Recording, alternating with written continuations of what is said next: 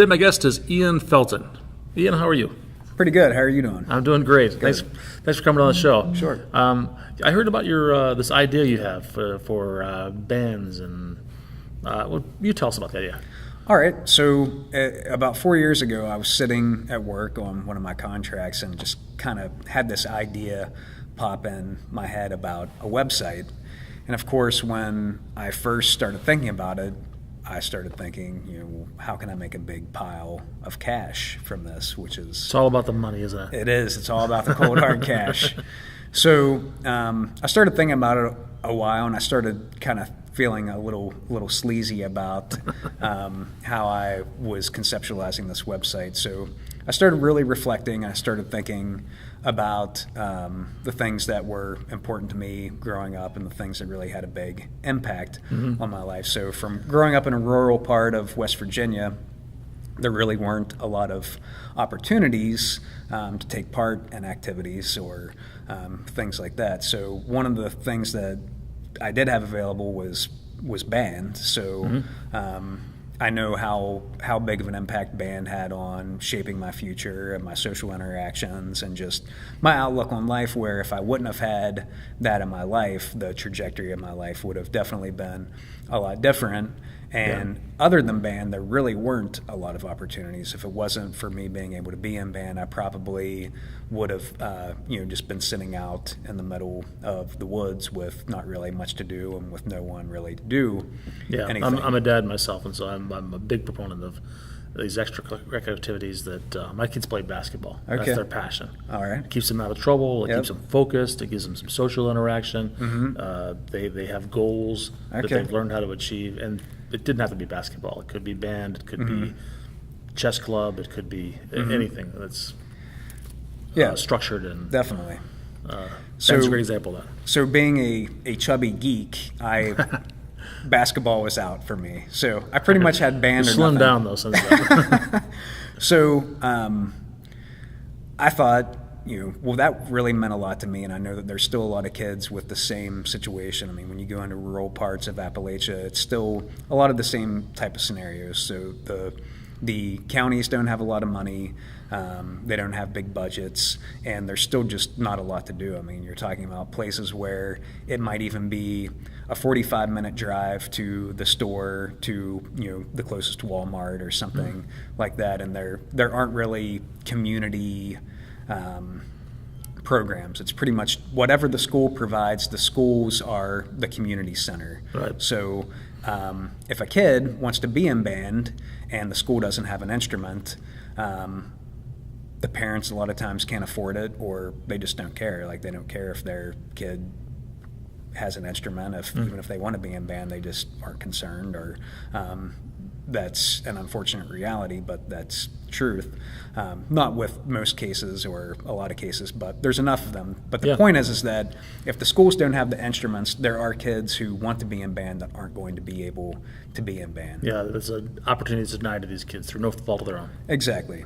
So what I did, instead of my concept, my money-making scheme, I started a nonprofit, and it's called Marching Mountains.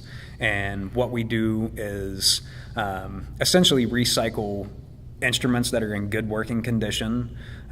So there's lots of families that have a trumpet or a trombone or a clarinet sitting in the closet that maybe their kid graduated from high school, and since they've left for the past couple of years, it hasn't really been thought about or given much attention to, but it's sitting there and it's perfectly good shape, and maybe it's just being held on for sentimental reasons or whatever. But the point is that if you pull that out of your closet and send it to Marching Mountains, we're going to send it to some of the most distressed schools in the country, in places where band is one of the only opportunities that there are, and we're going to make opportunities for these kids. So, for example, last year we sent instruments to 14 schools.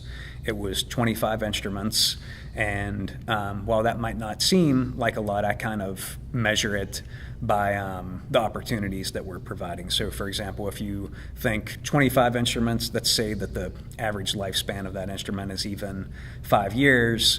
Probably a conservative estimate. 25 times 5, that's 125 years of band that my small, tiny little organization with about a less than $1,000 a year budget is providing to these kids. Yep. And really all it takes is just some passion about something, the ability to come up with a technical solution to the problem, and just persistence. Okay, so let's start by saying if people are watching this and they want to donate, they want more information about it, what's the URL? The URL is MarchingMountains.org. Okay, and all the information is on there to donate an instrument, where to send it. Exactly. Are you guys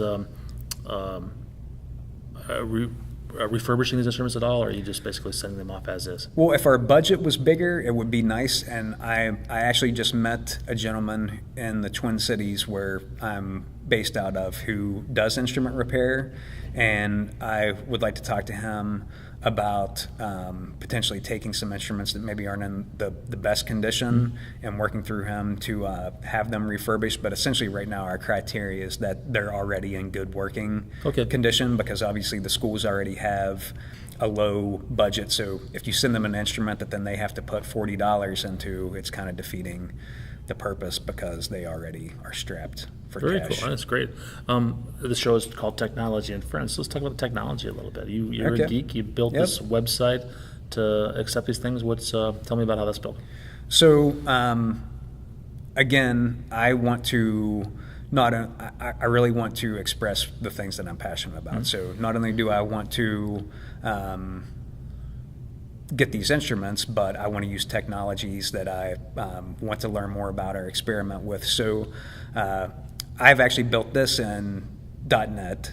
Uh-huh. So I'm using MVC, and actually I use this as an excuse to get learn MVC? Well, I had already been using MVC, but essentially get the back when it was Visual Studio 11, way back in the beta, you mean? Yeah.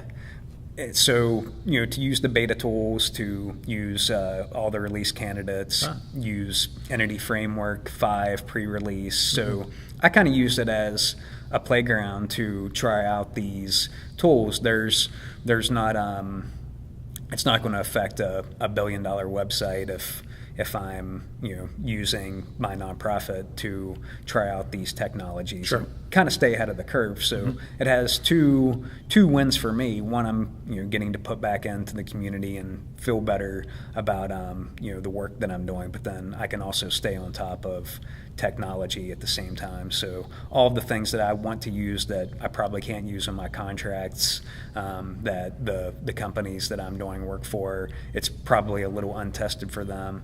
I can do it on my nonprofit. I can still get my a lot of real actual experience. I'm actually solving problems with it. It's not just I'm going to prototype or do a sample or something like that. I mean, it's a real application. Yeah, being used by real people. Used by real people. Would you describe it as kind of the sales pitch that we use for an event that I'm involved in back in Michigan called Give Camp? Okay. I know we had a Give Camp here a few days ago, Yep. but that's the idea, is that you can learn something new, you can interact with other people and learn from them, and also you can help out charities. Definitely. So, yeah, it's a great idea. Are you are you building this whole thing by yourself? I actually, the first 3 years, I did all the technology myself. I actually became a nonprofit, so I went through all the process of becoming 501c3 so that people can, if they donate an instrument, they can put that on their tax returns as a charitable donation. I formed a board of governors, so people who I had either went to school with back in West Virginia or who went on. So one of the board members, Jason Johannesson, he's a associate professor at Yale, and he works in the neuropsychology department there. And he's on the board because he went to West Virginia University, and he understands the situation there. And he's been very helpful in a lot of our research. And just developing the organization. Did he come out of one of these poor rural counties? No, he's from New York, Okay. but he went to school at West Virginia University. He worked in the clinics there in very rural areas, so he definitely understands the area. And then Sarah Graham, she runs a nonprofit in West Virginia, so she has a lot of on the scene experience to help just organizationally understand the environment that we're working in, and also help give us direction on that. So yeah, that I started and initially built off that, but then I had some help just pulling people here and there on contracts to go in, and this latest rewrite of moving it to MVC actually had one of my buddies on the contract that I was working on. We set up a Git repository and just checked in. Both of us would check and code. I mean, he had a couple hours a week. It wasn't a huge amount of time, but he was extremely helpful, and it helped the velocity get going. And we got a new rewrite. We moved from I don't even remember what we were on before, but that's when we got to MVC4, started using Knockout.js. We have the views now are all data bound with Knockout. We got Entity Framework built in. So the two of us worked together and just checked into, we used Unfuddle. So we had a Git repository on Unfuddle, and we just used that to check in. So it's not on GitHub, but we're using a Git repository on Unfuddle. Okay. Unfuddled is a repository that you could both use as an interface for checking things out. Is that right? Yep. Okay. I'm not familiar with that, but it's kind of a Knockout.js is an MVVM framework for doing data binding through JavaScript. Exactly. Okay.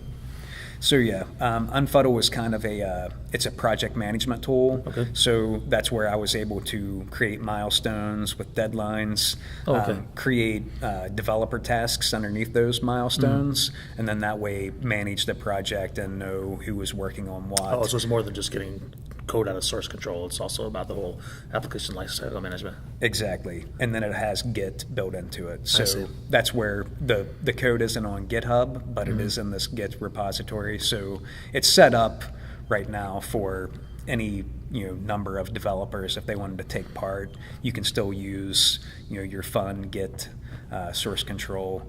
Like I said, it's not on GitHub, but we do have it set up and integrated with Git. Is all the code done, or are you expecting to do more work on it? Right now, we just had a release that's a stable release. Like I said, this isn't what I do full time. It's what I do.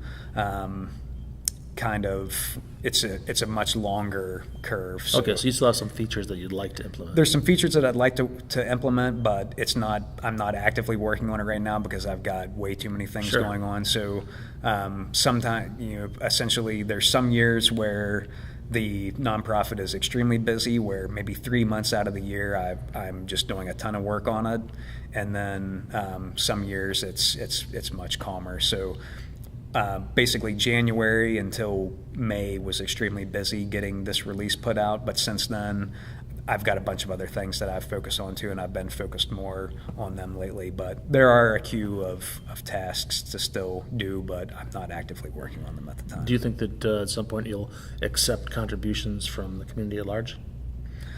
I would like to. I would definitely, if there's people that are interested, I'd definitely be interested in talking. Let's say somebody's watching this and they're interested in helping out.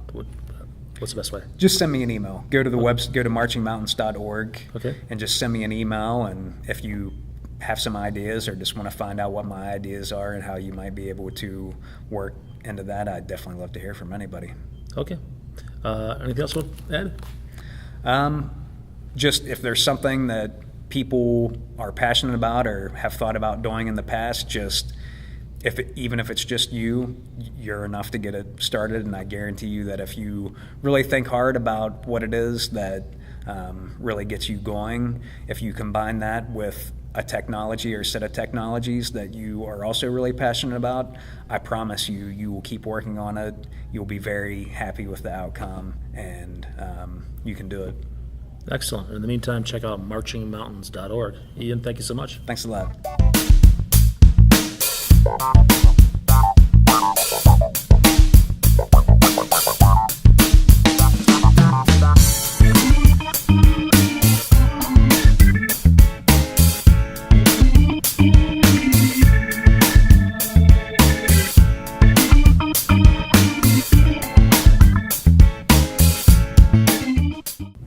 How's my hair? Thanks, Fabulous. technology.